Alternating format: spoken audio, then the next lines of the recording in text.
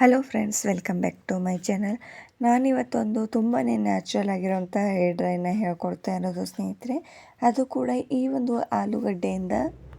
ಆಲೂಗಡ್ಡೆಯಲ್ಲಿ ಎಷ್ಟೆಲ್ಲ proteins and minerals ಇರುತ್ತೆ ಅಂತ ಎಲ್ರಿಗೂ ತುಂಬಾ ಚೆನ್ನಾಗಿ ಗೊತ್ತಿರೋದು ಸ್ನೇಹಿತರೆ.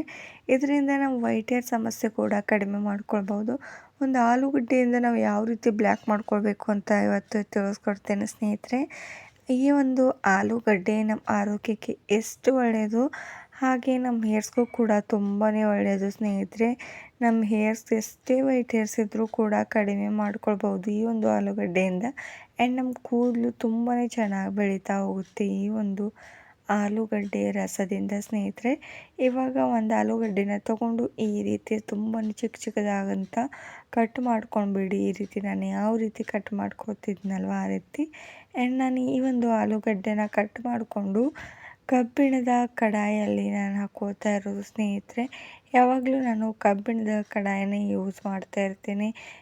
ಏನಾದರೂ ಮಾಡಬೇಕಂದ್ರೆ ಹೇರ್ಸ್ಗೆ ನಮಗೆ ತುಂಬಾ ಒಳ್ಳೆಯದು ಈ ಒಂದು ಕಬ್ಬಿಣದ ಅಂಶ.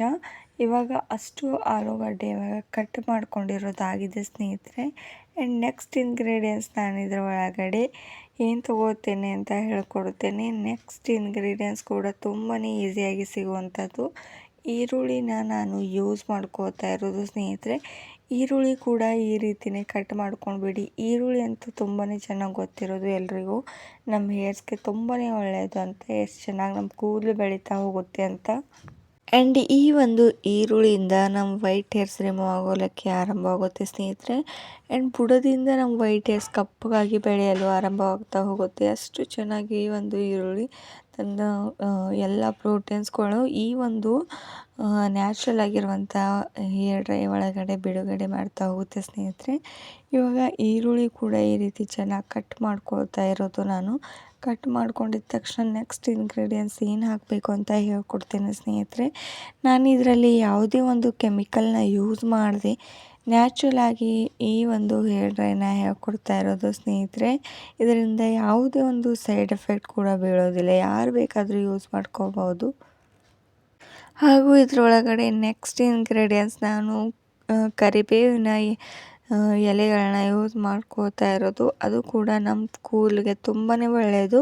ನಮ್ಮ ವೈಟ್ ಹೇರ್ಸ್ ಕೂಡ ಕಡಿಮೆ ಆಗ್ತಾ ಹೋಗುತ್ತೆ. ಆ್ಯಂಡ್ ಈ ಒಂದು ಕರಿಬೇವಿನಲ್ಲಿರುವಂಥ ಶಕ್ತಿ ಈ ಒಂದು ಹೇರ್ ಡ್ರೈನಲ್ಲಿ ಬಿಟ್ಟರೆ ಸಾಕು, ನಮ್ಮ ಕೂದಲು ತುಂಬಾ ಚೆನ್ನಾಗಿ ಕಪ್ಪಗಾಗ್ತಾ ಹೋಗುತ್ತೆ ಸ್ನೇಹಿತರೆ. ಆ್ಯಂಡ್ ನಮ್ಮ ಕೂದಲು ಶೈನಿಯಾಗಿ ಹೊಳಪು ಕೊಡ್ತಾ ಹೋಗುತ್ತೆ. ಅದಕ್ಕಂತೂ ತುಂಬಾ ಒಳ್ಳೆಯದು ಈ ಒಂದು ಕರಿಬೇವಿನ ಎಲೆ. ಇವಾಗ ಈ 3 ಇಂಗ್ರೀಡಿಯೆಂಟ್ಸ್ ಹಾಕೊಂಡಿದ್ದ ತಕ್ಷಣ ನೆಕ್ಸ್ಟ್ ಮೆಂತ್ಯ ಕಾಳನ್ನ ಯೂಸ್ ಮಾಡ್ಕೋತಾ ಇರೋದು. ಮೆಂತ್ಯ ಕಾಳಂತೂ ನಮ್ಮ ಹೇರ್ಸ್ಗೆ ತುಂಬಾ ಒಳ್ಳೆಯದು ಸ್ನೇಹಿತರೆ. ಸ್ವಲ್ಪ ಮೆಂತ್ಯ ಕಾಳನ್ನ ನಾನು ಈ ರೀತಿ ಹಾಕ್ಕೊಂಡಿರೋದು. ಅದು ಕೂಡ ನಮ್ಮ ವೈಟ್ ಹೇರ್ಸ್ ಕಡಿಮೆ ಮಾಡುತ್ತೆ. ನಮ್ಮ ಕೂದಲು ಬುಡದಿಂದ ಚೆನ್ನಾಗಿ ಬೆಳವಣಿಗೆ ಆಗೋದಕ್ಕೆ ತುಂಬಾ ಹೆಲ್ಪ್ ಆಗಿ ಯೂಸ್ ಆಗುತ್ತೆ ಸ್ನೇಹಿತರೆ. ಇವಾಗ ಈ ಒಂದು ಇಂಗ್ರೀಡಿಯೆಂಟ್ಸ್ ಕೂಡ ಹಾಕ್ಕೊಂಡಿದ್ದಾಗಿದೆ. ಆ್ಯಂಡ್ ನೆಕ್ಸ್ಟ್ ಇಂಗ್ರೀಡಿಯೆಂಟ್ಸ್ ಏನು ಹಾಕೋತೀನಿ ಇದ್ರ ಒಳಗಡೆ ಅಂದರೆ ಭೃಂಗರಾಜ್ ಪೌಡರ್ನ ನಾನು ಯೂಸ್ ಮಾಡ್ತಾ ಇರೋದು. ಭೃಂಗರಾಜ್ ಪೌಡರ್ ಅಂತೂ ಎಲ್ರಿಗೂ ಚೆನ್ನಾಗಿ ಗೊತ್ತಿದೆ ಎಷ್ಟು ಚೆನ್ನಾಗಿ ನಮ್ಮ ಹೇರ್ಸ್ಗೆ ಒಳ್ಳೆಯದು ಅಂತ. 1 ಸ್ಪೂನಷ್ಟು ಹಾಕ್ಕೊಂಡ್ಬಿಡಿ. ನಮ್ಮ ವೈಟ್ ಹೇರ್ಸ್ ಎಷ್ಟೇ ಇದ್ರೂ ಕೂಡ ಇದರಿಂದ ಕಪ್ಪಗಾಗ್ತಾ ಹೋಗುತ್ತೆ ಸ್ನೇಹಿತರೆ. ಯಾವುದೇ ಒಂದು ಮೆಹಂದಿನ ಯೂಸ್ ಮಾಡದೆ ನಾನು ನ್ಯಾಚುರಲ್ ಆಗಿರುವಂಥ ಹೇರ್ ಪ್ಯಾಕ್ನ ಹೇಳ್ಕೊಡ್ತಾ ಇದ್ದೇನೆ ಇವತ್ತು. ಆ್ಯಂಡ್ ಇದರೊಳಗಡೆ ಇವಾಗ ನಾನು 1 ಗ್ಲಾಸಷ್ಟು ನೀರನ್ನ ಆ್ಯಡ್ ಮಾಡ್ಕೊಂಡಿರೋದು. 1 ಗ್ಲಾಸಷ್ಟು ನೀರನ್ನ ಆ್ಯಡ್ ಮಾಡ್ಕೊಂಡಿದ್ದ ತಕ್ಷಣ ಈ ಅಷ್ಟು ಇಂಗ್ರೀಡಿಯೆಂಟ್ಸ್ನ ಹಾಕ್ಕೊಂಡಿದ್ನಲ್ವ ಸ್ನೇಹಿತರೆ, ಇದನ್ನು 1 ಸ್ಪೂನ್ನ ಸಹಾಯದಿಂದ ಚೆನ್ನಾಗಿ ಮಿಕ್ಸ್ ಮಾಡ್ಕೊಂಡ್ಬಿಡಿ. ಯಾಕಂದರೆ ಇದರೊಳಗಡೆ ಭೃಂಗರಾಜ್ ಪೌಡರ್ನ ಹಾಕ್ಕೊಂಡಿದ್ನಲ್ವ, ಅದು ಸ್ವಲ್ಪ ಕೂಡ ಗಟ್ಟಿ ಆಗಬಾರ್ದು.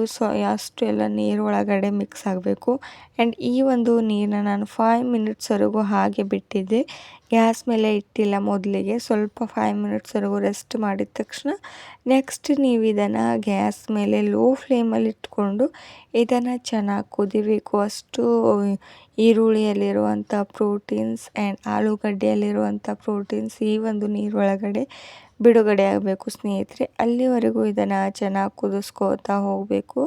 ಗ್ಯಾಸ್ನ ಯಾವಾಗಲೂ ಲೋ ಫ್ಲೇಮಲ್ಲಿ ಇಟ್ಕೊಂಡು ಕುದಿಸ್ತಾ ಬನ್ನಿ. ಯಾಕಂದರೆ ಇದರಲ್ಲಿರುವಂಥ ಶಕ್ತಿ ಅದರೊಳಗಡೆ ಈಸಿಯಾಗಿ ಅಂದರೆ ಸ್ಲೋ ಆಗಿ ಚೆನ್ನಾಗಿ ಇದರೊಳಗಡೆ ಬಿಡುಗಡೆ ಆಗ್ತಾ ಹೋಗುತ್ತೆ ನೀರಲ್ಲಿ. ಅದಕ್ಕೋಸ್ಕರ ಇವಾಗಲಂತೂ ಯಂಗ್ ಏಜಲ್ಲಿ ತುಂಬಾ ವೈಟ್ ಹೇರ್ ಸಮಸ್ಯೆ ಕಾಣಿಸ್ತಾ ಇರೋದು ತುಂಬ ಕಾಮನ್ ಆಗಿಬಿಟ್ಟಿದೆ ಸ್ನೇಹಿತರೆ. ಚಿಕ್ಕ ಮಕ್ಕಳಿಗಂತೂ ತುಂಬಾ ವೈಟ್ ಹೇರ್ ಸಮಸ್ಯೆ ಆಗ್ತಾ ಇರೋದು, ಯಾಕಂದರೆ ಅವರು ಪ್ರೋಟೀನ್ ಯುಕ್ತವಾದಂಥ ಆಹಾರಗಳನ್ನ ಸೇವನೆ ಮಾಡೋದಿಲ್ಲ ಸ್ನೇಹಿತರೆ. ತುಂಬಾ ಆಯಿಲಿ ಆಗಿರುವಂಥ ಫುಡ್ನ ಯೂಸ್ ಮಾಡ್ತಾ ಇರ್ತಾರೆ. ಹಾಗೂ ಇವಾಗಲಂತೂ ಏನೇ ಡೈಗಳನ್ನ ಯೂಸ್ ಮಾಡಿದ್ರು ಸ್ನೇಹಿತರೆ ವೈಟ್ ಹೇರ್ಸ್ ಅಂತೂ ಕಡಿಮೆ ಆಗೋದಿಲ್ಲ. ಕೆಮಿಕಲ್ ಯುಕ್ತವಾದಂಥ ಹೇರ್ ಡೈಗಳನ್ನ ನಾವು ಬಳಸ್ತಾ ಬಂದರೆ ನಮ್ಮ ಹೇರ್ಸ್ ಕೂಡ ತುಂಬಾ ಡ್ಯಾಮೇಜ್ ಆಗ್ತಾ ಹೋಗುತ್ತೆ. ಆ್ಯಂಡ್ ನಮ್ಮ ವೈಟ್ ಹೇರ್ಸ್ ಎಷ್ಟಿದೆಯೋ ಅದಕ್ಕಿಂತ ಜಾಸ್ತಿಯಾಗಿ ನಮ್ಮ ವೈಟ್ ಹೇರ್ಸ್ ದುಪ್ಪಟ್ಟಾಗಿ ಜಾಸ್ತಿ ಬೆಳೀತಾ ಹೋಗುತ್ತೆ ಸ್ನೇಹಿತರೆ. ಸ್ವಲ್ಪ ಮಟ್ಟಿಗೆ ಏನೋ ಕಡಿಮೆ ಮಾಡ್ಕೊಳ್ಬಹುದು. ಆ್ಯಂಡ್ ನೆಕ್ಸ್ಟ್ ಸ್ವಲ್ಪ ದಿನದ ನಂತರ ಮತ್ತೆ ವೈಟ್ ಹೇರ್ ಸಮಸ್ಯೆ ಜಾಸ್ತಿ ಆಗ್ತಾ ಹೋಗುತ್ತೆ ತಕ್ಷಣ ಕಡಿಮೆ ಆದದ್ದು ಕೂಡ. ಆ್ಯಂಡ್ ಇವಾಗಲ ಈ ಒಂದು ನೀರು ಚೆನ್ನಾಗಿ ಕುದೀತಾ ಇರೋದು ನೋಡ್ತಾ ಇದ್ದೀರಲ್ವ, ಯಾವ ರೀತಿ ಕಪ್ಪು ಬಣ್ಣಕ್ಕೆ ಬಂದಿರೋದಂಥ ಒಂದು ಸಿರಮ್ ರೀತಿಯಾಗಿ ರೆಡಿ ಆಗಿರುವಂಥದ್ದು.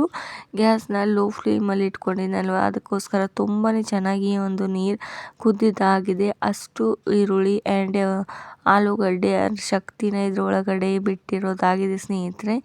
ಇವಾಗ ಈ ಒಂದು ನೀರನ್ನ ನಾನು ಸ್ವಲ್ಪ ಮಟ್ಟಿಗೆ ತಣ್ಣಗಾಗಲು ಬಿಡ್ತೇನೆ ಸ್ನೇಹಿತರೆ. ಯಾಕಂದರೆ ತಣ್ಣಗಾದ ತಕ್ಷಣ ನಾವು ಏನಾದರೂ ಯೂಸ್ ಮಾಡ್ಬೋದು ನಮ್ಮ ಹೇರ್ಸ್ಗೆ.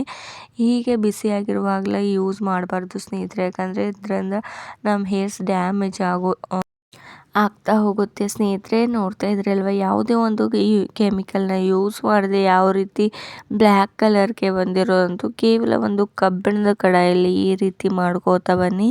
ನಿಮ್ಮ ಹೇರ್ಸ್ ಕೂಡ ತುಂಬಾ ನ್ಯಾಚುರಲ್ ಆಗಿ ಬ್ಲ್ಯಾಕ್ ಮಾಡ್ಕೊಳ್ಳೋದಕ್ಕೆ ಇಷ್ಟವಾದರೆ ಈ ಒಂದು ವಿಡಿಯೋನ ತಪ್ಪದೆ ನೀವು ಕೂಡ ವೀಕ್ಷಣೆ ಮಾಡಿ ಸ್ನೇಹಿತರೆ. ಆ್ಯಂಡ್ ಇವಾಗ ಸ್ವಲ್ಪ ತಣ್ಣಗಾಗಿ ಬಿಟ್ಟಿದೆ. ನಾನಿಲ್ಲೊಂದು ಬೌಲ್ನ ತೊಗೊಂಡಿರೋದು ಆ್ಯಂಡ್ ಫಿಲ್ಟರ್ ಮಾಡ್ಕೊಳ್ಳೋದಕ್ಕೆ ಒಂದು ತೊಗೊಂಡಿರೋದು.